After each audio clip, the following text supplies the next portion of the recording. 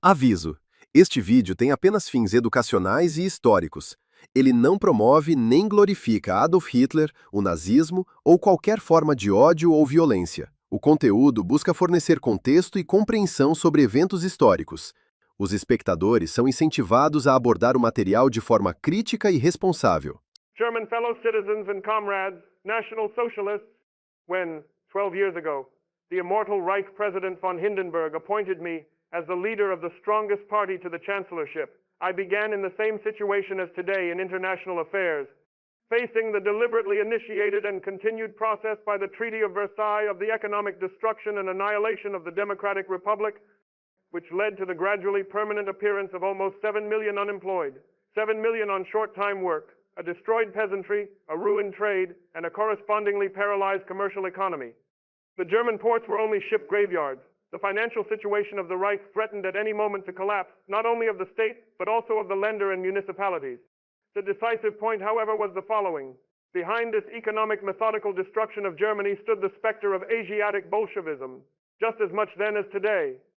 And just as now on a large scale, in the years before the seizure of power on a small internal scale, the bourgeois world was completely incapable of opposing this development with effective resistance.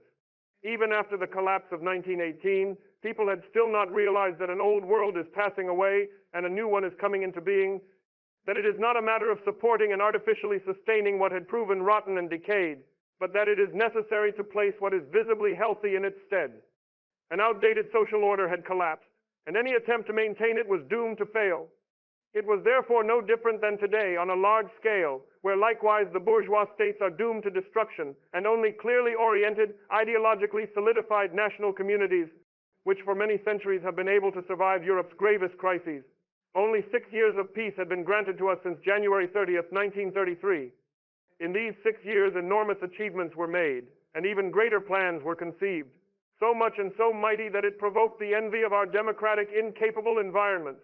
The decisive thing, however, was that in these 6 years, with superhuman effort, the German national body was militarily restored, that is, not primarily equipped with material war power, but filled with the spiritual will to resist and self-assertion.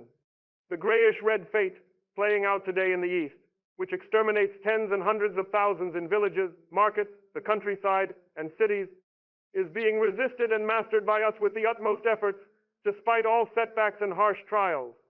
If this is possible at all, it is only because, since 1933, an internal turning point has taken place within the German people. Even today, Germany is the Silo Treaty, and Europe would already have been swept away by the Inner-Asian flood. With those never-absent strawheads, one need hardly argue, who think a defenseless Germany could not have fallen victim to this Jewish international world conspiracy due to its impotence. That means nothing other than turning all laws of nature upside down. When will the defenseless goose not be crushed by the fart bed because it cannot have aggressive intentions by its constitution? And when will the wolf finally be a pacifist? Because the sheep possess no armor. That, as I said, there are such bourgeois sheep proves in all seriousness how necessary it was to eliminate an age that in its education could cultivate and maintain such phenomena, even granting them political influence. Long before National Socialism came to power, the relentless struggle against this Jewish Asian Bolshevism had already raged. If it did not already overrun Europe in 1919 to 20, it was only because it was still too weak and insufficiently armed at the time. Its attempt to eliminate Poland was not abandoned out of pity for Poland at that time, but only because of the failed battle before Warsaw. Its intention to annihilate Hungary was not abandoned because it reconsidered, but because Bolshevik power could not be maintained militarily. The attempt to crush Germany was likewise not abandoned because success was not desired, but because it failed to destroy the remaining natural resistance of our people. Immediately, the Jews began, but now with systematic internal subversion of our people. And they had the best allies in those obstinate citizens who refused to recognize that the era of a bourgeois world was over and would never return, that they had survived the epoch of unrestrained economic liberalism and could only lead to their own collapse. But above all, the great tasks of the time could only be mastered under an authoritatively consolidated national force, based on the law of equal rights for all, and from that, first the equal duties. Just as conversely, the fulfillment of these equal duties inevitably leads to equal rights. National Socialism, in the midst of a gigantic economic, social, and cultural reconstruction, above all also educationally, gave the German people that armor, which could then be translated into military values. The resistance power of our nation has grown enormously since January 30th, 1933, to the point that it is no longer comparable to earlier times. The upright attitude of this inner resistance power is simultaneously the guaranteed basis for ultimate victory. If Europe today is seized by a severe illness, the affected states will either overcome it by mustering all their and utmost resistance power or perish. Even the recovering and thus surviving person overcomes the peak of such a disease only in a crisis that weakens him to the utmost. Therefore, it is our unchangeable will to confront nothing in this struggle of our people's calculation before the most dreadful fate of all time and obey, steadfast and faithful, the command of proper attitude and relation. Almighty God created our people. By defending its existence, we defend His work. This defense, with nameless misfortune, suffering and pain in unique unity, only makes us cling more to this people. But it also gives us the hardness necessary to fulfill our duty, even in the harshest crises. That means not only the duty to decent, eternal Germany, but also the duty to those few dishonorable people who separate themselves from their nation. Therefore, in this fateful struggle, there is only one command for us. Whoever fights for honor can thus save life for themselves and their loved ones. Whoever falls on the nation's back, subtly or without character, will die a wrinkling death in all circumstances. National Socialism could awaken and strengthen this spirit in our German people. That is its greatest achievement. When, after the fading of this greatest world turmoil, the bells of peace ring, one will first recognize what the German people owes to this spiritual birth of love. It is nothing less than its existence in this world. A few months and weeks ago, the Allied statesmen openly defined Germany's fate. They were then admonished by some newspapers to be wiser and to promise something, even if they did not intend to keep it.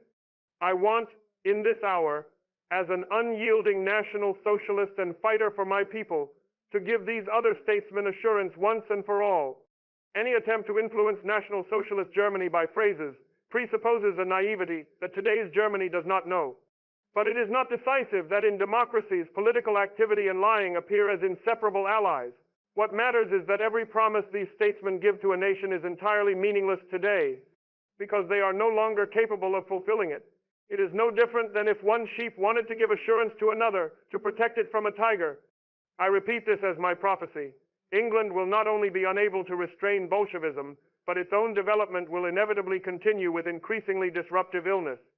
The spirits that democracies have summoned from the cities of Asia will not be rid of them. All the small European nations that trust them, capitulating to lost assurances, face complete extermination. Whether this fate strikes them sooner or later is entirely irrelevant in terms of its inevitability. There are detailed tactical considerations that guide the Jews, sometimes acting brutally at once, sometimes more cautiously. The outcome will always be the same. But Germany will never suffer this fate. The guarantee for this is the conspiracy of a victorious inner force in our country. Whatever our enemies may force, whatever suffering they inflict on our lands and, above all, our people, pales in comparison to the irreversible misery and misfortune that should save us if ever the plutocratic Bolshevik conspiracy remained victorious. Therefore, on the 12th anniversary of the seizure of power, it is all the more necessary to watch the heart more keenly than ever before, and to strengthen the sacred resolution to wield weapons wherever and under whatever circumstances, until at the end victory dreams of our ascension. I want, on this day, to leave no doubt about something else. Against an entirely hostile environment, I chose my path inwardly and walked it as an unknown, nameless person until final success. Often declared dead and wished dead at any time, ultimately as a victor. But my life today is determined just as exclusively by the duties incumbent upon me. These can be summarized as only one: to work for my people and fight for them. Only the one who called me can release me from this duty. It was in the hand of Providence on July 20th, by the bomb that exploded 1.5 meters from me, to destroy me and thus end my life's work. That Almighty God protected me that day, I see as a confirmation of the mandate given. Therefore, I will continue in the coming years to pursue this path of uncompromising representation of my people's interests, undeterred by any hardship or danger, and penetrated by the sacred conviction that in the end, Almighty God will not abandon the one who, throughout his life, wanted nothing else but to save his people from a fate it has neither deserved in number nor significance. I therefore appeal in this hour to the entire German people, to my old comrades at the forefront, and to all soldiers, to arm themselves with an even greater, harder spirit of resistance, until we again as once before, may lay the wreath on the grave of the dead of this mighty struggle, and victory has indeed prevailed. I expect from every German that he fulfills his duty to the utmost, that he takes upon himself every sacrifice demanded and required. I expect from every healthy person that he commits his body and life to the struggle. I expect from every sick and feeble or otherwise incapacitated person that he works to the utmost of his remaining strength. I expect from the city dwellers that they forge weapons for this struggle, and I expect from the peasants that they give bread to the soldiers and workers of this struggle under the greatest possible self-restraint. I expect from all women and girls that they support this struggle with outward fanaticism as before.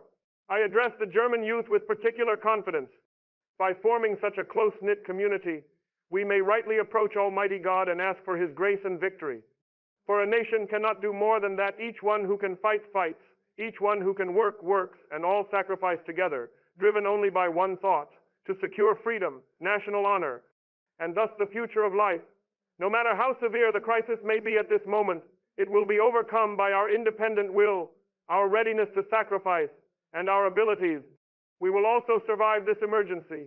Even in this struggle, it will not be in agencies, but Europe, and at the forefront, that nation, which for 1,500 years has represented Europe as a power against the East, and will represent it in all the future, our greater German Reich, the German nation,